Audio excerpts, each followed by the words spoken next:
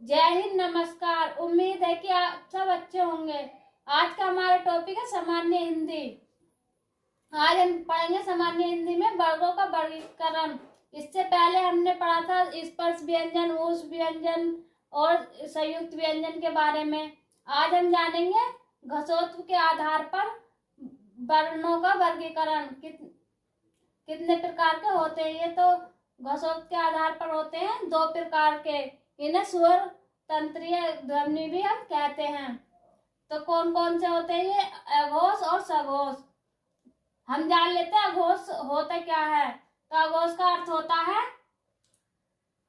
ए मानी नहीं, अघोष मानी कंपन। तो हम कह सकते हैं जिन वर्णों में कंपन नहीं होता तो वो अघोष कहलाएंगे। और सघोष का अर्थ होता है स मानी साथ और घोष मानी कंपन। जिन वर्णों में के साथ कंपन से बोले जाते हैं वे सघोष कहलाते हैं। अब देखते हैं ये होते कौन कौन से हैं। अब जानते हैं अघोष होते क्या, कौन कौन से वर्ण हैं। तो हर वर्ग के प्रथम, द्वितीय वर्ण और स और स ये आते हैं।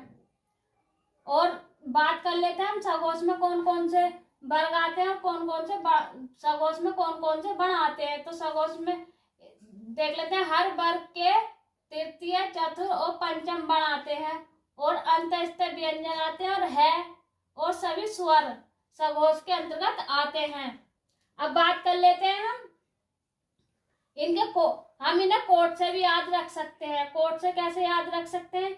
देखिए, जैसे हमने जाना था कि वर्गीय व्यंजन कौन कौन से होते हैं, तो उसके अंदर कौन कौन से आ जाएंगे? अघोष के अंदर आ जाएंगे ये वाले कै वर्ग, मतलब प्रथम वर्ण और द्वितीय वर्ण।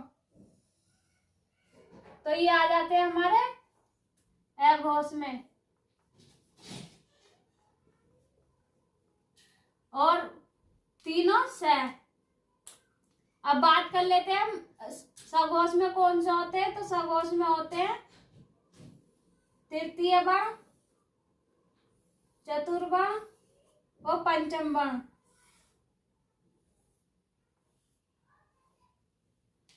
तो ये हमारे कहलाते हैं सघोष। और अंतस्थ व्यंजन में कौन कौन से होते हैं? य, र, ल और बै और है और सभी स्वर किसके अंतर्गत आएंगे? स्वर के अंतर्गत, अघोष के अंतर्गत। वो सभी स्वर किसके अंतर्गत आएंगे? सघोष के अंतर्गत आएंगे। अब बात कर लेते हैं कोड से हम कैसे याद करेंगे। तो ऐसे करेंगे जैसे हमने देखा कै वर्ग है, तो इसका ये कौन सा वर्ण है? ये पहला वर्ण, तो 1 हो गया। और ख वर्ग है, ख वर्ण है, तो ये कौन सा हो गया? 2, तो 1 और 2। अब बात कर लेते हैं तीनों से। तो इसका कोड क्या हो गया? 12 भी बोल सकते हैं हम इसे, और से तीनों से। अब बात कर लेते हैं हम सघोष के कोड की। तो तीसरा वर्ण, चौथा वर्ण और पांचवा वर्ण। तो ये होगा 345। कोड नंबर यहाँ से याद कर सकते हैं हम आसानी से, 345। और य, र, ल, बै और है और सभी स्वर। 345 कोड य, र, ल, बै है और सभी स्वर किसके अंतर्गत आते हैं? सघोष के अंतर्गत आते हैं। और बात करते हैं हम आगे।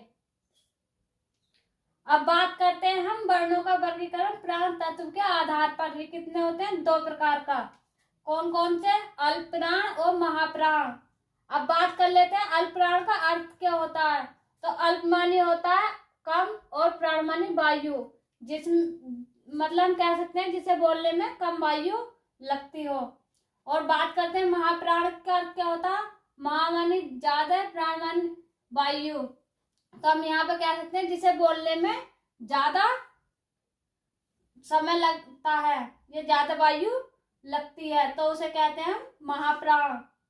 अब बात कर लेते हैं हम कि अल्पप्राण कौन कौन से होते हैं।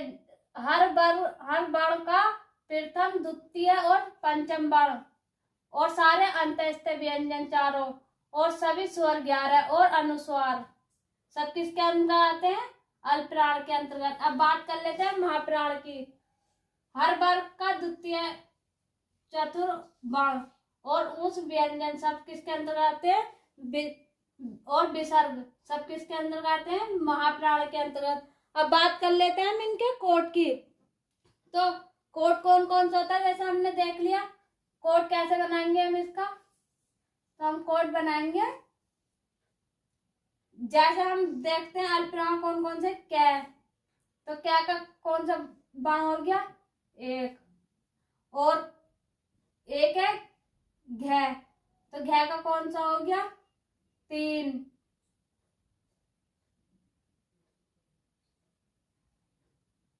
सॉरी गलती हो गई।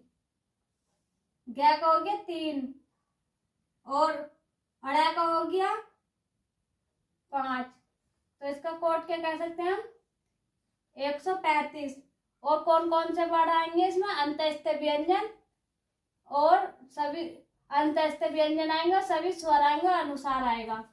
और हम यहाँ पर बात कर लेते हैं महाप्राण की। तो कौन सा आएगा महाप्राण में? एक तो ख वर्ग आएगा, तो इसका वर्ण क्या हो गया? 2। और एक आएगा घ, चौथा वर्ण, तो ये क्या हो गया? 24। और क्या आएगा? सभी उस व्यंजन आएंगे और विसर्ग आएगा। तो ये क्या हो जाएंगे हमारे? महाप्राण। अगर वीडियो अच्छा लगा हो तो वीडियो को लाइक करें, शेयर करें, चैनल को सब्सक्राइब करें।